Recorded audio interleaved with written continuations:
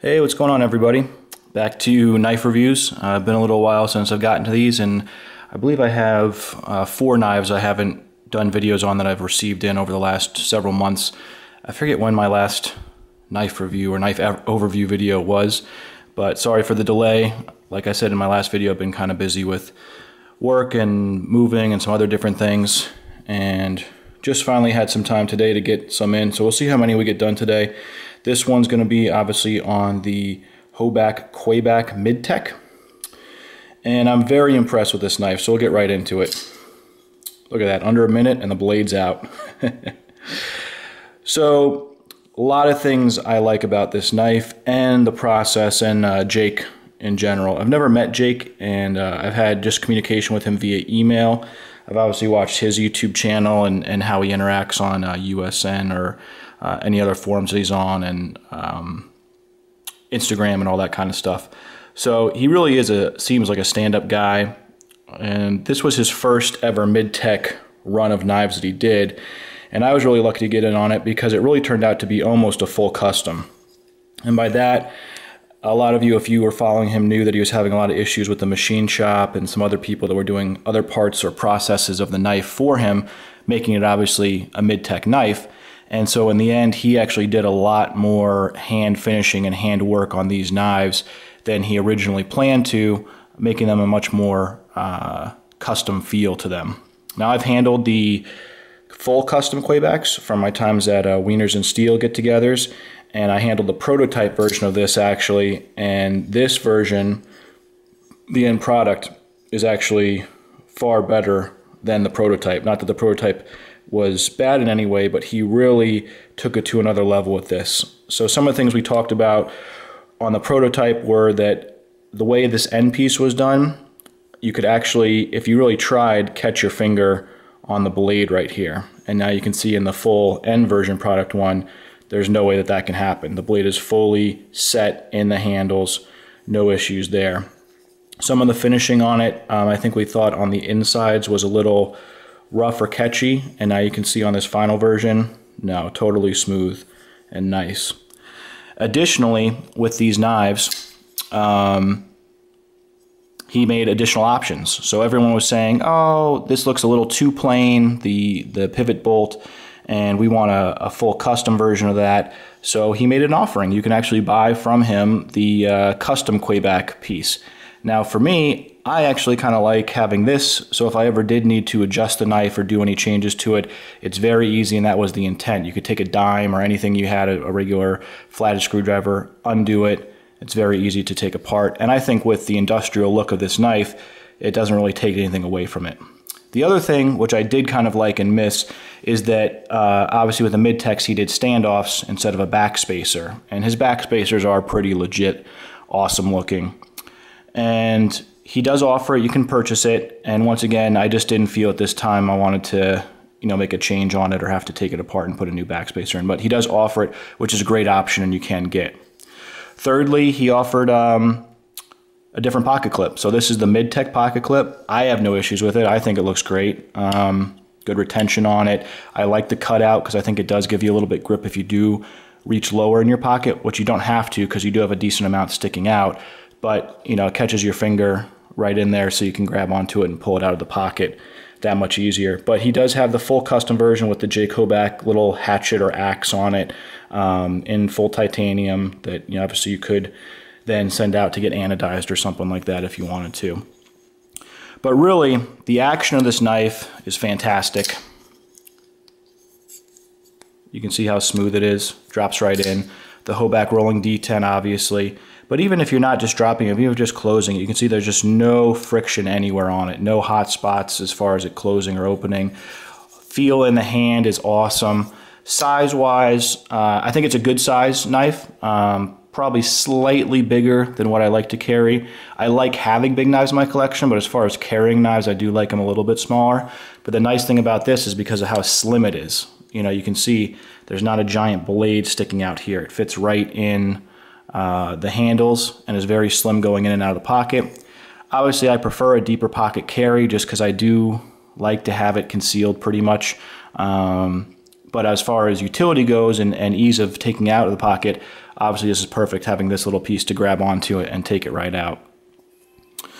It's a stonewash titanium handles. I'm sure you guys know the specs on these. The steel is S35VN, and he puts an awesome edge on these. You can really see in the light, it's almost pretty much a mirrored edge on there.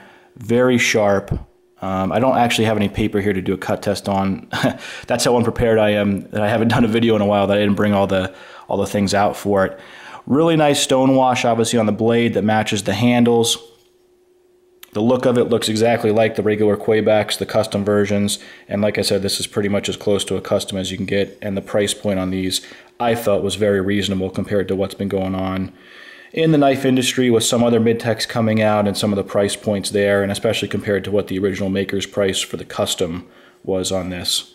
But just very nice. I'll just let you guys look at it for a minute. Lockup, pretty sweet on here. A nice early lockup. Lines. But really, the whole process with this, I was very impressed with. And let me show you a few other things. So the knife came in this box, which I really liked. So a custom printed or custom stamped box. Jake Hoback knives, model Kwaiback, blade steel S35VN. Great steel. Obviously, if there wasn't any additional notes, he'd put that in there. Cut out some foam padding for it to fit it right in there. Very nice. Not necessary, obviously, but just taking it to the next level. Just a good, white Indestructo box. And then the other thing is, with it came a nice little pack from Arizona Custom Knives that you could put, obviously, the knife in, but it came with this little note. Discount for Arizona knives. So I don't know if that was obviously some deal that Jake worked out with Arizona Knives, where either they were going to carry some of these or they just wanted to do a promotion with his Midtech, and so they had all these nice little packs come out. So really nice. I mean, all together, you get the custom box labeling what it is, the extra pack for it with a discount for buying stuff from Arizona Knives if you want to, obviously. And then the other thing that I really love about this is, I forget where it is on here. Let me just take it off camera for a second. I'll put the box in here for you guys to look at. Yeah, I don't know if you're going to be able to see it. He numbered all these knives, and you can just make out the number there. It's 164 is my knife number. And I really, really appreciate that. I don't know if it's a guy thing or if it's a collector's thing or whatever, but I think we all like to have numerical or numbered items, if they're limited or not if they're limited, just to have the number and serial information on it. It makes a big difference, especially when you're dealing with the custom knife world and kind of collecting knives or using them or whatever it is. Having that number on there is just that additional personal touch, and that's what Jake's giving you with this knife. So altogether, really impressed with it. I'll give you some size comparisons. And while I'm doing that, I'll talk a little bit about the process. Let's see. Here it is next to a Spyderco Southern. And really, the additional thing I'm talking about with the process is how tough it is to order knives direct from makers these days. It obviously is difficult. Whatever timeline you're given, I'd say for the most part, usually is never met. And that's not a big deal. I understand there's delays and there's things that take things up, but the bigger part is if the communication is there. And Jake did a terrific job with communication on these. He gave an original estimated completion date. He said this is estimated, things might get backed up. And when he realized that date was not going to be hit, he immediately reached out via email, Facebook, and Instagram. I don't know if there's any other mediums he did, I think on YouTube too, stating, hey, here's the delays, here's the next ETA on this, this is what's going on. All you guys that are on the list, here's what's going on. All you guys on the backup list, here's what's going on. I obviously was on the full list, so I don't know what the guys that were on the backup list got as far as communication goes, but I know he kept saying that if people dropped off the original list, he was going to let the next person in line know that they could take that spot. The original deposit I thought was reasonable for this, and then when the knives were ready, the rest of the payment was due, and there was no issues with that. That worked out fine.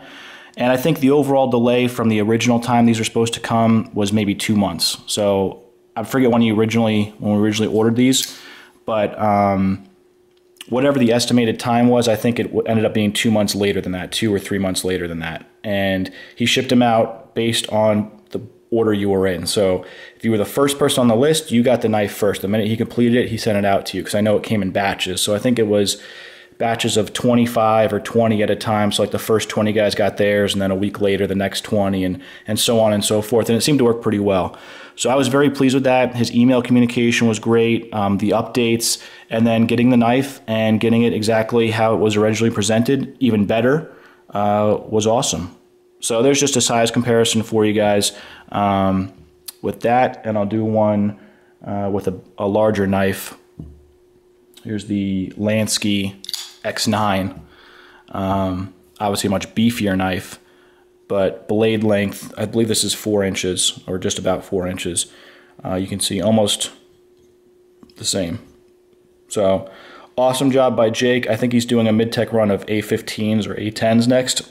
I'm probably not going to get on that. I'm slowing down my knife collecting quite a bit because I kind of jumped into it extremely fast the last year, and really I'm just being a lot more picky with what I'm picking up, and not just jumping in on whatever's available at the time. I do have a custom A15 that I ordered with Jake way before this ever came out, that he's actually just getting to that batch now. And once again, communication with that has been pretty well too.